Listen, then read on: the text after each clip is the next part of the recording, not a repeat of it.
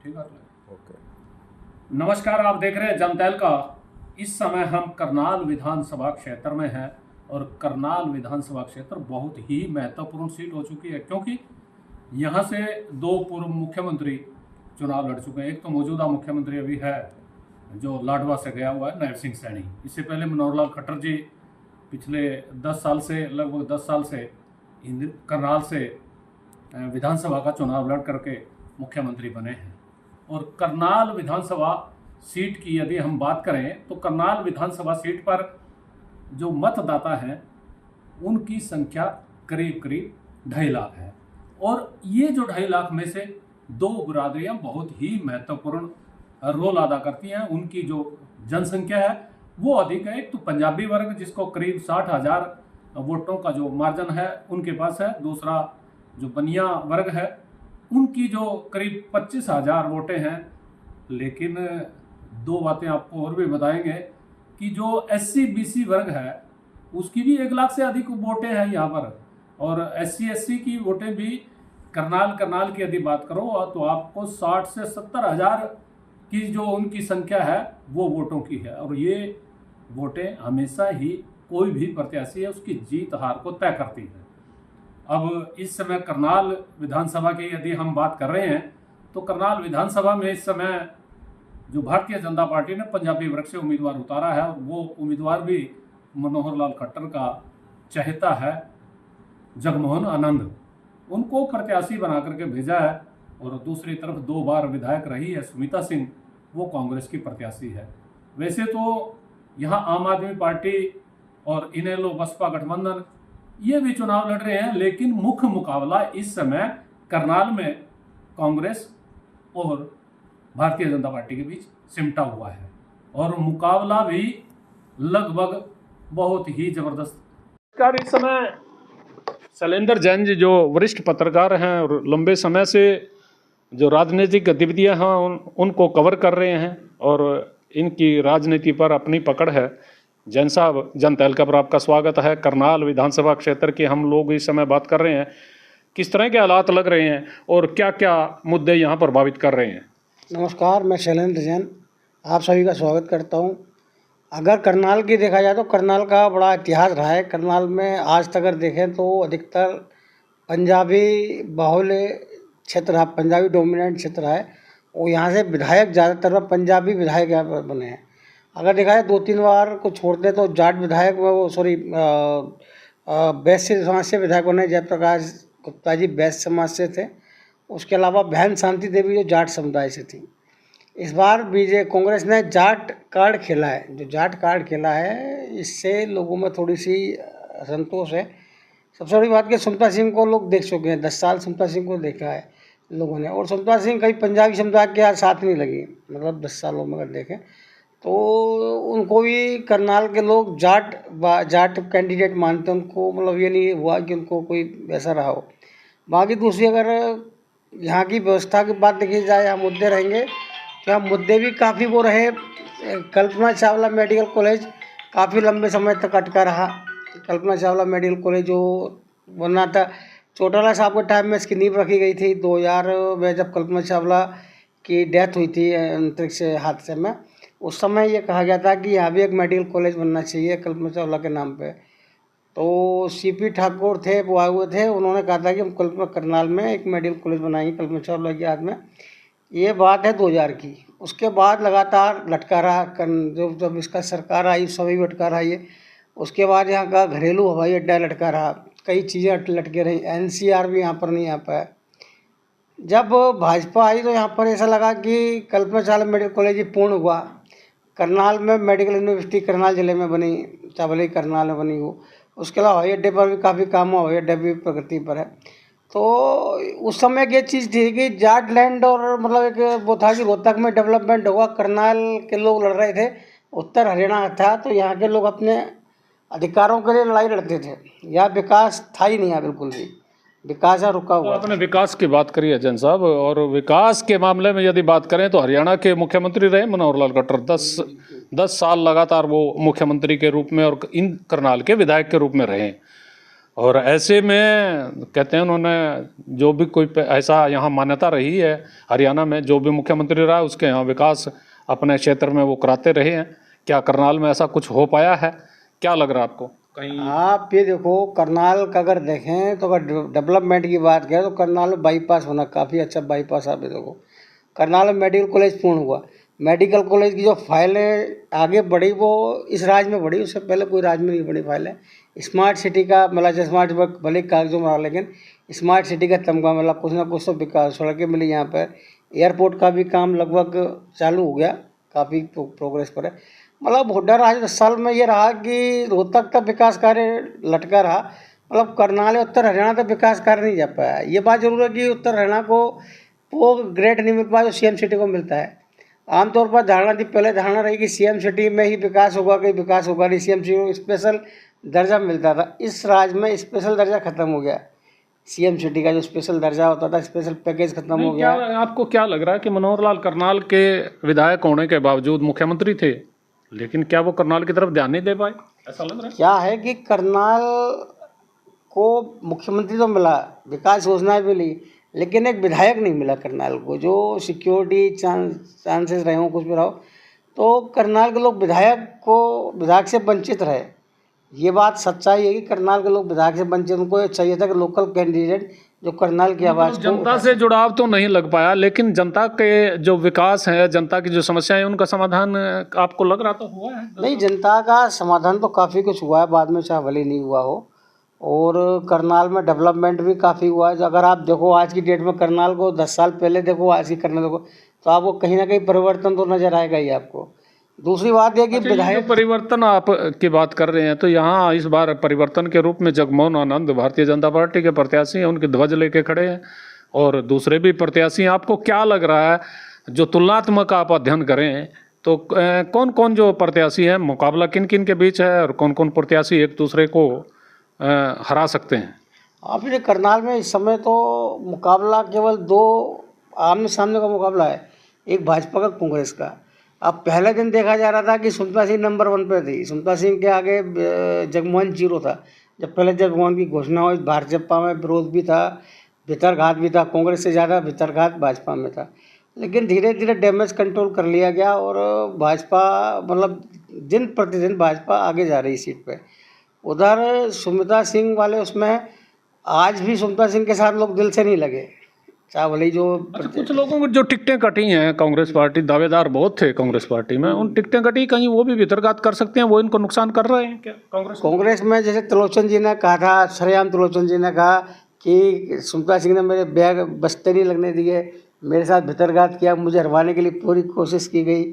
ऐसे कई लोगों ने, क्या आप वो सुमित्रा सिंह को छोड़ेंगे? आपको लगता है दिल से सुमित्रा सिंह का साथ देंगे? तो ये भी कांग्रेसी कहीं थे जो टिकट मांग रहे थे, जैसे सुरेश गुप्ता मतलोडा को ले लो, वो भी सुमित्रा सिंह के खिलाफ झंडा उठाए रहा है इतने साल तक, 2010 से पहले झंडा उठाए रहा है सुमित्रा सिंह को लेकर काफ़ी। उधर जयप्रकाश गुप्ता सुमित्रा सिंह के साथ लगे हुए हैं, जिनका द्रौपदी कांड काफ़ी उछला। आपने देखा होगा द्रौपदी कांड, जब सुमित्रा में 2009 का इलेक्शन में देखा करनाल में, तो द्रौपदी कांड के नाम से उनका चीरहरण किया गया सुमित्रा सिंह की तरफ से। अगर पुराने गिले से दूर भी हो जाए, लेकिन दिल से मनोज वधवा भी टिकट मांग रहे थे, जो करनाल मनोज वधवा भी टिकट मांग रहे थे। कभी ये लोग चाहेंगे नहीं कि हमारे आगे एक नया बंदा खड़ा हो जाए। और लोग कहते सुमित्रा सिंह के बारे में, 10 साल से सुमित्रा सिंह जी कहाँ थी? 10 साल से सुमित्रा सिंह जी बाहर रही, करनाल की कभी सुख दुख में शामिल नहीं हुई। अच्छा, आपने त्रिलोचन जी की बात सुना दी और इन लोगों की बात सुनाई है। त्रिलोचन जी का ये भी दर्द है, भाई 10 साल से मैं सड़कों पे रहा हूँ, मेरा पारिवारिक स्थिति बहुत ख़राब होने के बावजूद मैंने कांग्रेस पार्टी को जिंदा रखा है, तो ऐसे हालात में वो कहते हैं टिकट का मेरा हक था और उनको टिकट कट गया, तो क्या ये भी नुकसान हो सकता है कांग्रेस? बिल्कुल नुकसान होगा। आम आदमी तो पूछता है, त्रिलोचन जी 2019 से लगातार लोगों के बीच रहे, उन्होंने कांग्रेस जिंदा रखा। कांग्रेस छोड़ के तो आधे लोग तो भाग गए थे यहाँ से, कांग्रेस छोड़ के आधे लोग ईडी के छापों के डर से भाग गए थे, आधे लोग किसी तरह से भाग गए थे। अब अगर ये बात करें कि साहब करनाल को इतने भोले तो है नहीं कि करनाल को भूल गए। अगर भाजपा का इसकी जगह जगमोहन के बिरजू को खड़ा करती है, रेणु बाला गुप्ता खड़ी करती, तो आज कहानी कुछ और ही होती। भाजपा ने भी टिकट ठीक नहीं दिया। भाजपा को भी लगता है यदि ब्रज गुप्ता को टिकट दे, ब्रज गुप्ता की जीत एक तरफा होती है, लोग कहते हैं, मेरा भी आकलन नहीं है कि ब्रज गुप्ता। अच्छा, जब आप इतनी बात कह रहे हैं तो वो तो भारतीय जनता पार्टी के खेमे में आ चुके हैं, जो उनकी नाराजगी थी वो दूर हो चुकी है। ऐसे में फिर तो क्या आपको लग रहा है भारतीय जनता पार्टी के जो प्रत्याशी हैं उनकी स्थिति तो बेहतर होगी? अगर वास्तविकता में, यही तो मैंने कहा, अगर दिल से साथ लग गए, सुमित्रा सिंह के जो विरोधी दिल से साथ लग गए, तो सुमित्रा सिंह जीत सकती है। और अगर बिरजू, अगर जगमोहन जी के साथ दिल से लोग लग गए, उनके जो प्रतिस्पर्धी थे, तो बिरजू को वो जगमोहन जी को जीत से कोई रोक नहीं सकता। अगर जाति समीकरणों की बात करें तो यहाँ पर जैसे अभी जिसने बताया कि 1 लाख से ऊपर दलित और पिछड़े वर्ग वोट हैं, ये आज तक लामबंद नहीं हुए, ये हमेशा डिवाइडेड होते रहे। जो रविदासिया वोट है वो कांग्रेस का रहा, रविदासिया वोट इस बार भी ठोक के कांग्रेस के पास जाएगा। लेकिन इस बार जो सरकार ने वाल्मीकियों का जो एक कैडर बनाया ना, जो आरक्षण विचार। अच्छा, मैं बीच में एक चीज़ और रोकना चाहूँगा आपको। यहाँ जो प्रत्याशी हैं दूसरी जो पार्टी आम आदमी पार्टी, उनके भी प्रत्याशी बिंदल साहब जो बनिया बरादरी से हैं वो हैं, और इनेलो और बसपा के प्रत्याशी भी यहाँ मैदान में हैं। कौन से इन प्रत्याशी दूसरे प्रत्याशियों को प्रभावित कर रहे हैं? जो भाजपा और कांग्रेस के प्रत्याशियों को कौन डेंट लगा रहा है इनमें से? कुछ लग रहा है? देखिए, ये है जो दलित प्रत्याशी है, जो पहलवान हैं, वो रोड समाज से हैं, और बसपा के वोट इनको मिलेंगे। बसपा के वोट तो ऐसे हैं कि बसपा के वोट तो हर जगह 7,000 10,000, करनाल में 10,000 वोट कम से कम बसपा के हैं। तो ये इस बार, पिछली बार बसपा को कैंडिडेट ढंग का खड़ा नहीं हुआ था, इस बार दलित 10,000 वोट है वो बसपा के पास जाएंगे, सब कांग्रेस को डेंट होगा। ये डेंट सीधा कांग्रेस को डेंट होगा। दूसरा, वाल्मीकि वोट कांग्रेस को नहीं पड़ेगा, वाल्मीकि वोट भाजपा को पड़ेगा, क्योंकि आरक्षण के विचार आरक्षण दिया वाल्मीकियों को पहली बार मिला कि आरक्षण का फायदा से लगता दिखाई दिया। बैकवर्ड है वो जाएगा, नायब सैनी को मुख्यमंत्री बनाया, हरियाणा के इतिहास में पहली बार कोई मुख्यमंत्री पिछले वर्ग से बना है। तो लोगों में उत्साह है कि अगर नायब सैनी को वोट देते हैं तो नायब सैनी हमारा मुख्यमंत्री बनेगा, इसलिए ये भी वोट। मैं आखिर में आपसे एक सवाल करना चाहूँगा भाई, ये जो आपने कहा है ये बीसी समाज ओबीसी का मुख्यमंत्री बन गया, एक तो ये बात और रखी है, तो ये जो फायदा किसको मिल रहा है? ये भारतीय जनता पार्टी को 10 साल सत्ता में रही है भारतीय जनता पार्टी, कहीं ये फायदा ले सकते हैं?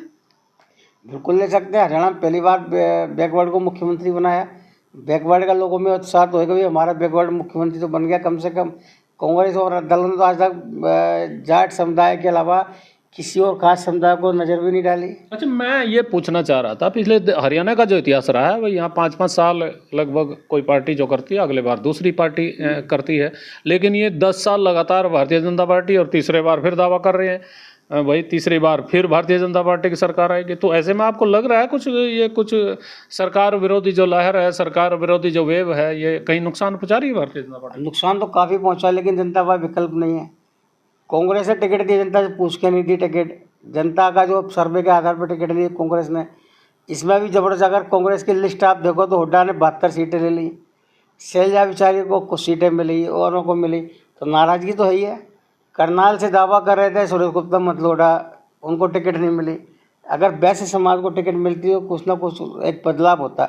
अब 10 साल तो लोग सुमित्रा सिंह को देखा, 10 साल सुमित्रा सिंह के बारे में लोगों का अच्छे उदाहरण भी हैं, खट्टे अनुभव भी है, मीठे अनुभव भी हैं। अगर जगमोहन को देखो तो जगमोहन का तो कोई अनुभव रहा नहीं, कभी किसी पद पर रहा नहीं, कभी कहीं रहा नहीं। चलो लोग सोच रहे चलो इसको कर लो, इसको अपना लो, इसको देख लो, परख लो। दूसरा, सुनील बिंदल हैं जो आम आदमी पार्टी के हैं, स्टार्टिंग में ऐसी संभावना होती है कि सारा वैश्य वोट और जो SC है BC है वो बिंदल की तरफ जा सकता है, क्योंकि बिंदल अच्छे सामाजिक थे। लेकिन आम आदमी पार्टी ने ऐसा लगता है कि इलेक्शन यहाँ से वापस ले लिया, पैर खींच लिए पीछे की तरफ, इसलिए सरेंडर कर दिया उन्होंने। मुझे लगता है कि सरेंडर कर दिया। ना तो बड़ा कैंडिडेट यहाँ पर आया आज तक, ना कोई ऐसी कोई बहुत बड़ा सिस्टम इनका, ना कोई रैली हुई, कोई हुआ। तो पूरा हरियाणा में करनाल की सीट क्या लग रहा है आपको? करनाल तो आज की डेट में 50-50% है। आज की डेट में अगर आप सोचो कि जगमोहन जीत रहा है तो नहीं जीत रहा है, 50-50%। जगमोहन में भी कुछ कमियां हैं, सुमित्रा सिंह में भी हैं। अगर इन लोगों ने अपनी कमियां दूर कर ली तो ये। दूसरी बात यह कि दोनों ही लोग एक विशेष लोगों के पीछे पड़ गए। इनका जो मीडिया मैनेजमेंट है वो सारा 2 कौड़ी का मीडिया मैनेजमेंट नहीं रहा। सुमित्रा सिंह के पास कोई मीडिया मैनेजमेंट वाला नहीं है, सिस्टम नहीं है। तो ये वही है कि एक दूसरे के मीडिया मैनेजमेंट को इस्तेमाल कर रहे हैं लोग। यदि मैनेजमेंट पर भी इलेक्शन बहुत कुछ प्रभावित करता है, तो आपको लग रहा है मैनेजमेंट तो कई तरह के हैं, वोट को बटाने का मैनेजमेंट है, वोटों को अपने पक्ष में करने का मैनेजमेंट है, तो आखिर ये जो दिन है ये बहुत ही क्रुशल बनने वाले हैं। आप ये देखना, आने वाले समय में इलेक्शन का एक बाजीगर है करनाल में, से कई इलेक्शन जिता है। सुनते सिंह को भी 10 साल तक उसने जिताया जिस बंदे ने, वो भाजपा के खेमे में आज की डेट में। अगर वो उस कहीं वो संबंध तो नहीं आ सकते, अगर वो पुराने संबंध, तो ये पुराने संबंध तो इसलिए क्योंकि बेचारे को अपने राज्य में जिला बदर कर दिया था उस बाजीगर को इलेक्शन। नहीं, मैं ये कह रहा हूँ वो बाजीगर यदि पुराने संबंधों पे आ गया, कहीं पुराने जो प्रेम प्यार है वो जाग गया भाई बहन वाला, वो तो बड़ा मुश्किल लग रहा है उसके दिमाग में। तो टीस है कि मेरे को 5 साल तक जिले से बाहर कर दिया था, जिले से मेरा सारा केबल छीन लिया, मेरा सब कुछ खोस लिया, जबकि मैं इसको लेकर राजनीति में।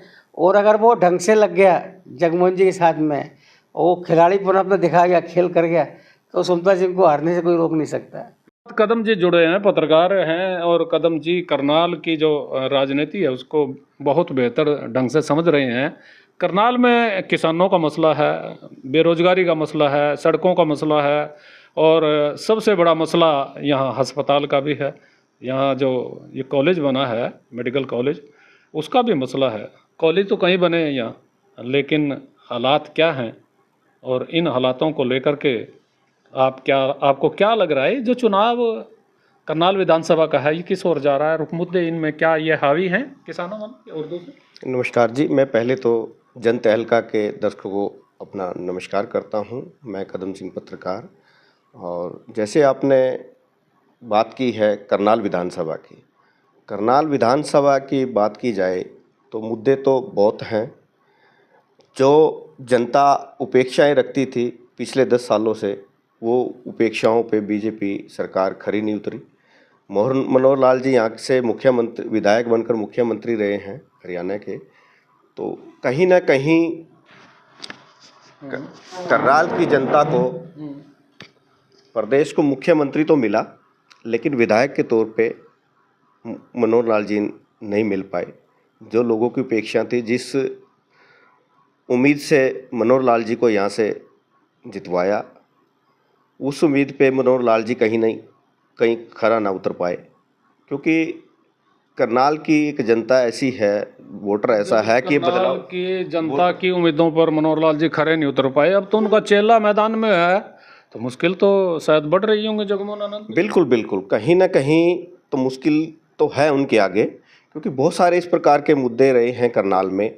जो नई पॉलिसीज लागू की थी, जैसे प्रॉपर्टी आईडी को लेके है, फैमिली आईडी को लेके है, और बहुत सारे इस तरह के मुद्दे हैं। सांझी दीवार की बात आई। कल्पना चावला मेडिकल कॉलेज का भी बहुत बड़ा मसला है।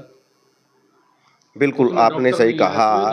कल्पना चावला मेडिकल कॉलेज तो बना दी गया, लेकिन यहाँ जैसे मरीज आते थे तो एक रेफर के तौर पे इस बिल्डिंग को माना जाता है कि जैसे लोगों से हम बातचीत करते थे, लोगों से मिलते थे, एक पत्रकारिता के लिहाज से भी क्या दिक्कतें हैं, तो लोगों की ज़्यादा समस्या ये रहती थी कि हम यहाँ पे आते हैं, अभी एक मेडिकल कॉलेज है, यहाँ पर सुविधाएं रहेंगी, लेकिन यहाँ वो मरीज को लेके आते थे तो तुरंत डॉक्टर यहाँ पे ना होने की वजह से उनको प्रॉपर इलाज नहीं मिलता था, तो रेफ़र कर दिया जाते थे। बहुत दिक्कतों का सामना करना पड़ा इस प्रकार से करनाल के लोगों को।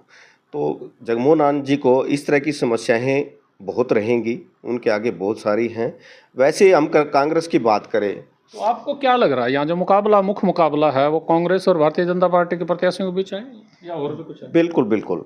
अभी जो स्टार्टिंग में जैसे टिकट का वितरण हुआ है, उस दौर में लग रहा था कहीं ना कहीं, जैसे जगमोहन आनंद जी को बीजेपी से टिकट मिला है, कांग्रेस से सुमिता सिंह को मिला है, तो इसमें कहीं ना कहीं लग रहा था कि जगमोहन आनंद जी कहीं ना कहीं पिछड़ रहे थे स्टार्टिंग में, और सुमिता सिंह का चुनाव बहुत अप हो चुका था। लेकिन आज के दौर में, आज के समय हम देखते हैं तो दोनों ही कैंडिडेट बराबर में खड़े हैं। कारण उसका रहा है कि कांग्रेस पार्टी अपना संगठन नहीं खड़ा कर पाई, बीजेपी का संगठन एक मजबूत संगठन है, वो एक उनकी मैनेजमेंट है, वो अपने मैनेजमेंट में वो मजबूत हैं। कांग्रेस को अगर नुकसान होगा तो अपनी मिस मैनेजमेंट के चलते नुकसान हो पाएगा। अच्छा, बात हम करें जो अब चूँकि चुनाव बिल्कुल सर पर हैं और ये यौवन पर इस समय पहुंच चुका है, आपकी नज़र में मनोहर लाल खट्टर जी कुछ प्रभावित कर सकते हैं? क्योंकि पंजाबी वोट बहुत हैं यहाँ पर करनाल में, और पंजाबी बाहुल्य जब क्षेत्र है तो मनोहर लाल खट्टर भी पंजाबियों के बहुत बड़े नेता के रूप में उभरे हैं। क्या वो प्रभावित कर सकते हैं, आपके नज़र में कुछ लग रहा है? बिल्कुल बिल्कुल, आपने सही बात एक की है निर्मल जी, कि जैसे अभी हम पिछले दिनों देख रहे थे, मनोहर लाल बिल्कुल ही यहाँ से आउट हो चुके थे, उनकी कोई इंटरफेयर नहीं थी, तो जिस कारण से जगमोहन आनंद जी पिछड़ रहे थे और सुमिता सिंह अप हो रही थी, तो कहीं ना कहीं पार्टी ने भी मनोहर लाल जी को बैक किया, क्योंकि बहुत ज़्यादा विरोध था पूरे प्रदेश, करनाल के साथ साथ पूरे प्रदेश में मनोहर लाल जी का विरोध था। तो मुद्दे लेके और दूसरे जो पहले मैं ये क्लियर कर दूं निर्मल जी कि जो फिर क्या हुआ है कि मनोहर लाल ने कहीं समझा या पार्टी ने समझा कि भाई जगमोहन आनंद कहीं ना कहीं पिछड़ रहे हैं, तो कारण क्या है, क्योंकि यहाँ बहुमूल्य वोट है पंजाबी वोट, और पंजाबी वोट को प्रभावित करते हैं, आकर्षित करते हैं। प्रदेश में जो मुख्यमंत्री मनोहर लाल जी रहे हैं, उन्होंने जैसे ही उन्होंने करनाल में एंट्री की, तो यही कारण है आज जगमोहन जी सुमिता सिंह के बराबर खड़े हैं, क्योंकि जो पंजाबी वोट है वो पंजाबी दबका टोटल एकजुट हो चुका है। तो यही कारण हमारा रहेगा, इसी कारण से जगमोहन आनंद जी अप हुए हैं। तो सुमिता सिंह को भी लोगों ने देखा है, पिछले 10 साल वो भी विधायक रही है यहाँ से, तो पिछले 10 साल वो राजनीति से किनारा भी कर चुके कि लोगों के दुख सुख में भी नहीं आए। कहीं ना कहीं लोगों के बीच में ये भी मुद्दे रहे हैं कि पिछले 10 साल से सुमिता सिंह ने किसी की सूद नहीं ली। तो अब क्या कारण क्या है कि हालांकि दोनों कैंडिडेटों को जनता नहीं पसंद कर रही, फिर भी कहीं ना कहीं जाकर जनता सोच रही है अभी वोट तो देना है, सरकार तो बनानी है। एक मुद्दा ये भी रहता है इसमें, जैसे लोग हरियाणा का एक इतिहास है, उसमें करनाल मुख्य भूमिका निभाता है पूरे हरियाणा में, यहाँ से एक राजनीतिक गढ़ है ये भी।